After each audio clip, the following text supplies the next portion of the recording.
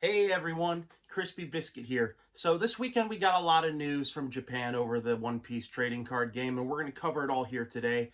First and foremost, we're going to be going over the banned list.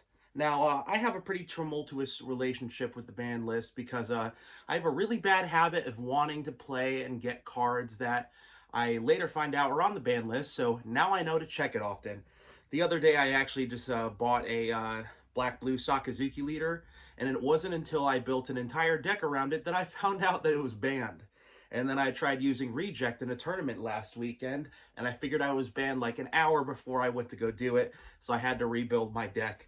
That's on me, though. So we got a few new banned cards today that we're going to talk about. They announced that these 4 banned cards will no longer be available to play in tournaments starting April 1st, 2025, so use them, enjoy them while you can. The first one we have up here is the 8-cost Gecko Moria, as seen here. This one hurt because I literally just pulled this from a pack like a week ago and was excited to use it in a deck. It has an on-play ability to choose up to 1 character card with a cost of 4 or less and 1 character card with a cost of 2 or less from your trash, and play 1 card and play the other card rested. Now, this is pretty popular across a few black decks. There was a lot of talk about Gecko Moria being banned for a hot minute, and it only seemed all but inevitable, but seems like a big blow to Teach and other black decks, though I feel like there was other black cards that could have been banned. In fact, there's another one we'll be covering here in a minute. It's very broken, though, but it affects a lot of black decks going forward, so it's probably the most justifiable ban on the deck list here. Next up, we got the 4-cost Jimbei. Its on-play ability is to play up to 1 7 Warlords of the Sea type character with a cost of 4 or less, other than Jimbei, from your hand. Now, this is definitely supposed to be affecting Doflamingo. There was a lot of news circulating that Doflamingo was going to be taking a big hit this banned list update, considering it's been ruling the meta for a little while now, but I heard a lot of people talking about potentially just banning the Dofi leader, which, let's be real, guys, that's a little unrealistic. That was never going to happen. But this Jimbei ban is a little bit troublesome for a lot of blue decks across the board, whether it's Boa, whether it's Buggy, definitely Doflamingo. And I guess a lot of people thought that this would be one of the cards up for contention, but I guess it's still a big hit for them nonetheless. Next up, another one that hurts me, is the 1-cost Ice Age Navy event. I just put so many of these in so many of my black decks, and it's going to be taking a big hit, and now I have to do a lot of reworking of my decks.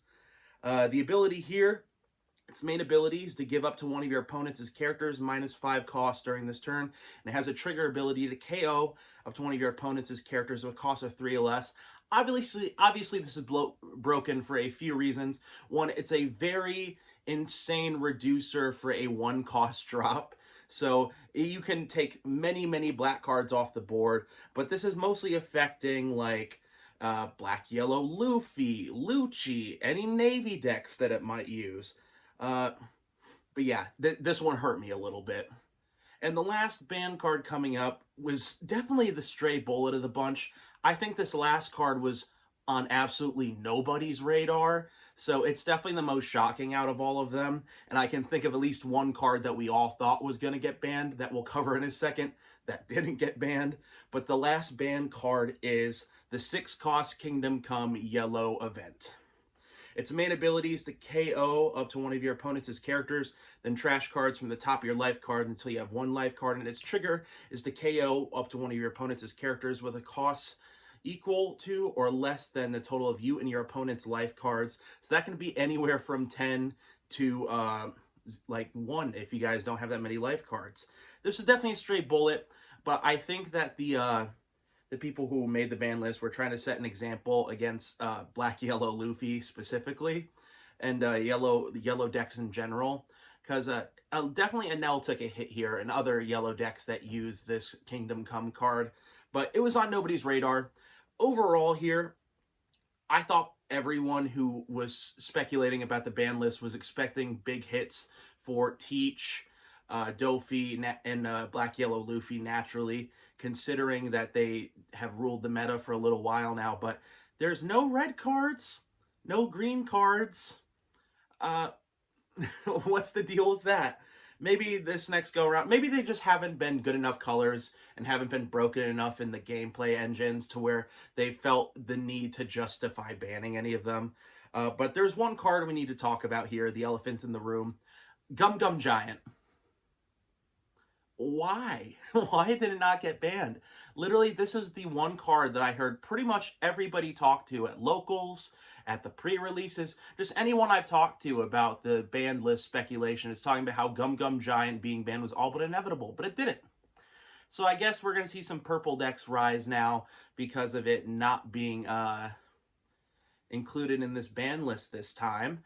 Especially Plouffe or any other purple Straw Hat Crew leader, since it's very crew type specific.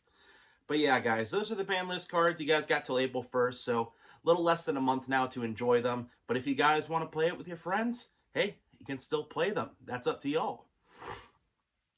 This next bit of news here is definitely the biggest shock that we got out of the updates this weekend, and it was the announcement of the new block number system. Now, for those of you who aren't aware what the block number system is, if you look at the bottom right corner of any of your cards, there's a devil fruit around right there with a number on it, either 1, 2, or 3, and that is essentially the year that the card was released, and that is the block number. Now, they just announced as of April 2026 and onwards, only blocks 2 or 3 will be valid for playing in championships and official tournaments. This is a big blow, but it's also just a giant revolutionary change for the entire format of the OPTCG as a whole, because now in official championships and tournaments, any cards from OP01 through OP04 will not be usable, including leaders.